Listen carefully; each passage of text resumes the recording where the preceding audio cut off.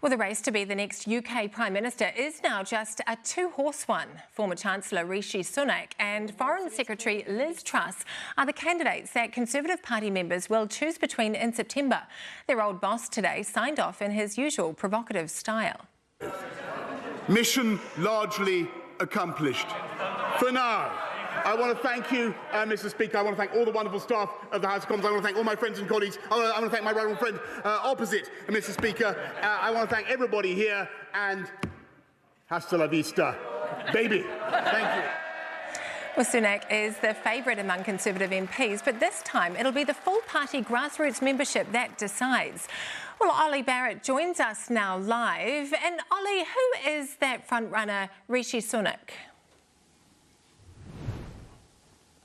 Rishi Sunak is a former finance minister. He quit Boris Johnson's cabinet and really increased the pressure on the Prime Minister to put out that resignation statement on the steps outside Downing Street, and is therefore considered by allies of Boris Johnson to effectively be a traitor. But Rishi Sunak says he is the candidate that can win the next general election up against Labour. He will point you towards his record as the UK Chancellor, particularly during the pandemic period when he rolled out very rapidly the furlough scheme to support millions of workers in this country.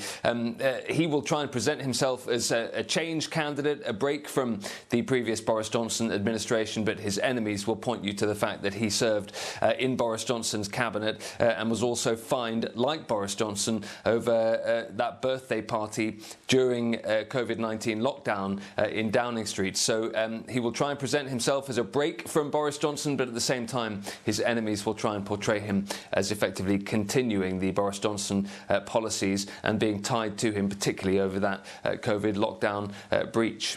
That's so interesting. And how does Liz Truss compare?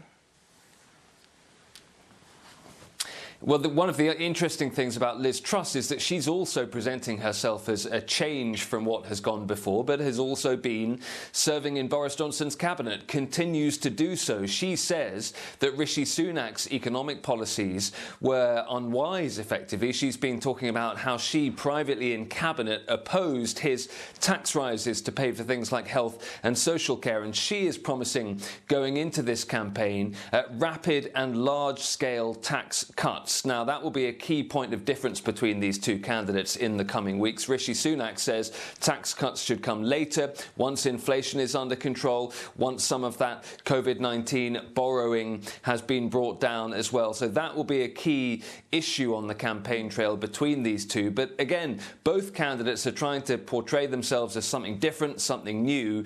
Both served in Boris Johnson's cabinet for a long time. Yeah, well, I suppose they're trying to distance themselves from him now. But one of these candidates will be the next Prime Minister. Do the public like them, or will there be pressure to go to an election, Ollie?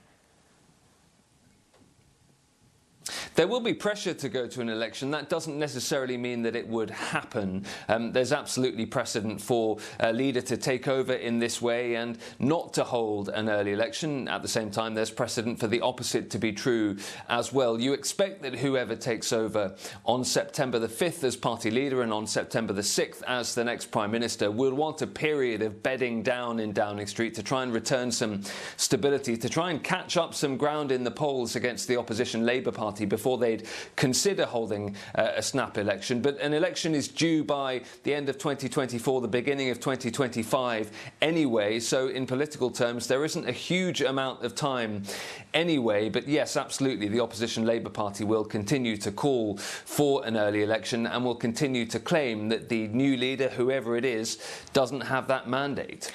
Such an interesting time. Thank you so much for joining us from London, Ollie Barrett.